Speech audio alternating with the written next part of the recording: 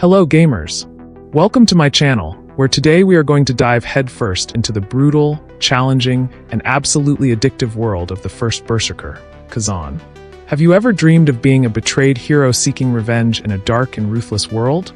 Well, buckle up, because this game is going to take you on an epic journey full of battles that will make you sweat and a story that will keep you on the edge of your seat. Imagine a game that mixes the intensity of Sekiro, the dark atmosphere of Berserk, and a touch of RPG-style customization. That is the first Berserker, Khazan in a nutshell. Developed by Meeple, the creators of Dungeon Fighter Online, this title takes us into the universe of DFO. But don't worry if you have no idea what that is. The story is completely accessible for newcomers. Here, you play as Khazan, a badass general who was betrayed, exiled, and is now on a mission of revenge with an underworld spirit as his companion. With battles that will make you train your reflexes as if you were a ninja and an art style that looks straight out of an anime, this game promises to be a gem of 2025 for Souls-like lovers. But does it live up to expectations? Keep reading or watching if you're on my video to find out. If there's one thing that defines the first Berserker, Khazan, it's its combat. This game doesn't hold your hand. It throws you straight into the fire and tells you, learn or die. Inspired by titles like Sekiro and Lies of P, the combat system revolves around parrying, perfect blocking, and an aggressive playstyle that rewards precision. When you land a parry at the exact moment, the enemy becomes vulnerable, and you can unleash a devastating counterattack that breaks their stance. It's like a duel to the death where every move matters. The first time I pulled it off against a basic enemy, I felt like a god, until the next one crushed me for celebrating too soon. Compared to Sekiro, the parry here is a bit more forgiving. If you miss the timing, you don't always get hit immediately. Sometimes you just lose some stamina, giving you a second chance to correct your mistake. But don't get overconfident. Enemies aren't dumb, and bosses will punish you if you're not paying attention. The game gives you 3 weapon types to play with: dual wield, axe and sword, spear and greatsword. Each has its own personality and skill tree, allowing you to tailor combat to your style. The dual wield is lightning fast, perfect for those who want to dance around enemies and strike non-stop.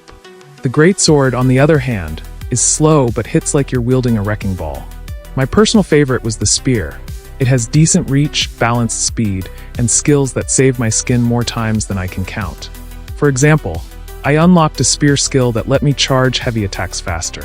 Combined with a well-timed parry, I could break an enemy's guard and chain a combo that left them on the ground before they knew what hit them. I spent hours testing different builds, and the freedom to reassign skill points without penalty is a feature I truly appreciate.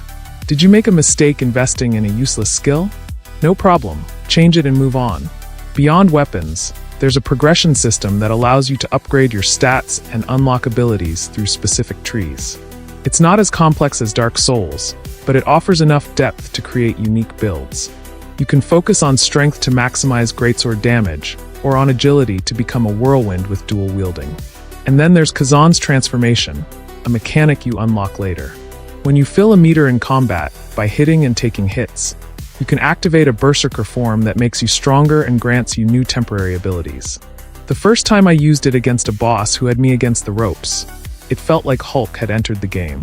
Suddenly, I was destroying everything in my path. It's a cool twist that adds variety to combat and gives you an ace up your sleeve in critical moments. Let's be clear, this game is tough. Even on easy mode, which reduces enemy damage and health, you'll find yourself yelling at the screen. Basic enemies can kill you if you let your guard down, and bosses are a test of patience and skill. One of the first, the Yeti, had me stuck for hours until I learned to read its patterns and use parry like my life depended on it. Spoiler. It did.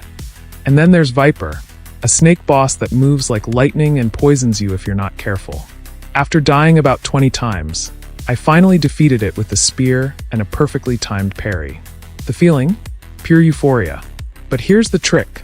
The difficulty is part of the charm. Every death teaches you something, and the game rewards your perseverance with experience that you can use to improve, even if you fail. Plus, you can summon allies to help with bosses, a feature I appreciate as someone who doesn't have the patience of a Zen monk. Personal tip: don't give up on bosses. If you're stuck, try switching weapons or adjusting your build. And use those allies. There's no shame in asking for help when the game is kicking your ass. The plot of the first Berserker, Khazan, is simple but effective. You are Khazan, a general of the Pelos Empire who gave everything for his people, only to be accused of treason, tortured, and exiled. When you're on the brink of death, an underworld spirit saves you and binds itself to you on a mission to take revenge on those who betrayed you. As you progress, you uncover bigger conspiracies and face the question of whether you will save the world or destroy it in your fury. It is presented through cinematics, dialogues, and environmental storytelling, in true Souls-like fashion. It's not The Witcher 3 in terms of narrative, but it serves as a backdrop for the action. There are multiple endings depending on your choices, adding an incentive to replay the game. Khazan, voiced by Ben Starr, is a solid protagonist. His voice conveys anger and determination, though I wish he had more moments to shine outside of combat. The secondary characters, however, are forgettable. There are some NPCs who give you quests or lore, but none stick in your memory like Solaire or Gehrman. The focus is clearly on gameplay, not narrative. Personal moment. There's a cut scene after defeating a boss where Khazan discovers a clue about his betrayal. I won't spoil it, but it gave me chills and motivated me to keep playing, even after hours of frustration. The good. The story is a solid hook to keep you interested, and the multiple endings give you reasons to explore different paths. The bad. It's not particularly original, betrayal and revenge. Where have we seen that before? And the secondary characters lack depth. If you're looking for an emotionally complex narrative, this isn't your game. Visually, the first Berserker, Khazan, is a spectacle. Its cel-shaded style blends realism with anime influences, giving it a distinct look that sets it apart from other Souls-likes. The character designs are detailed, with armor and weapons that reflect Khazan's personality. The environments are dark and atmospheric. Think gloomy forests with glowing mushrooms, ruined castles shrouded in mist, and snowy peaks that make you feel the cold. My favorite area was a dark forest with dim lights creating an eerie atmosphere. But sometimes, the desaturated color palette can feel monotonous after hours of gameplay. Still, the art is a strong point that immerses you in this brutal world. The soundtrack is a masterpiece. From ambient tracks that put you on edge to epic pieces that accompany boss fights, the music elevates the experience. The sound effects are just as good. The clash of weapons, the roars of enemies, and the sound of a perfect parry all have weight and make you feel every impact. The voice acting is decent, with Ben Starr leading the cast. However, some dialogue sounds flat, and enemy voices can get repetitive. It's not a deal breaker, but it could have been polished more. In my experience playing on PC, there were frame drops in crowded areas or when many visual effects were on screen. It wasn't constant, but it was annoying in intense fights. Fortunately, patches have been improving performance, so I hope this will be a thing of the past soon. The game offers around 35 to 40 hours to complete the main story and up to 60 hours if you explore everything, including side quests and secrets. There's a new Game Plus mode that lets you carry over your upgraded character into a new playthrough with tougher enemies, and the multiple endings encourage trying different builds and choices. If you like squeezing every drop out of a game, there's plenty to do here. I've said it before, this game is hard. Even easy mode will make you sweat, though it includes options like summoning allies for bosses and damage adjustments.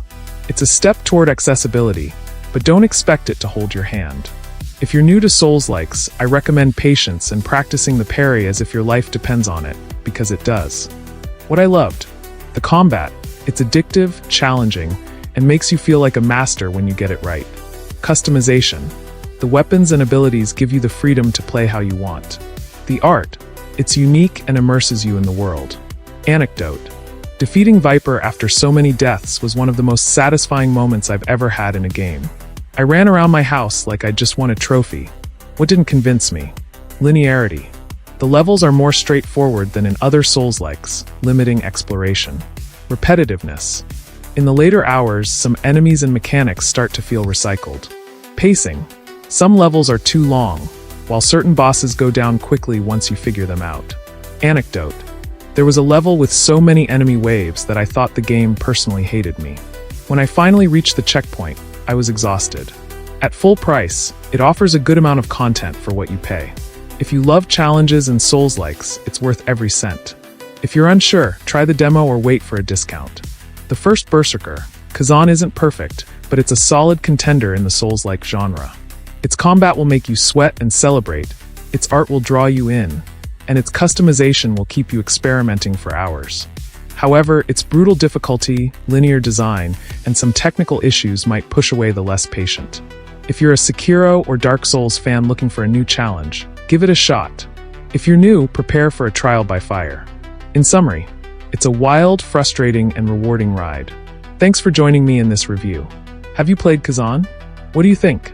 Leave your comments below, and don't forget to subscribe. Hit the notification bell so you don't miss any of our videos. Up next, I'm leaving a video on screen that I'm sure you'll love. Thanks for watching, and see you in the next video. And remember, we are Gamespedia EX, your AI favorite video game source. I'll be back.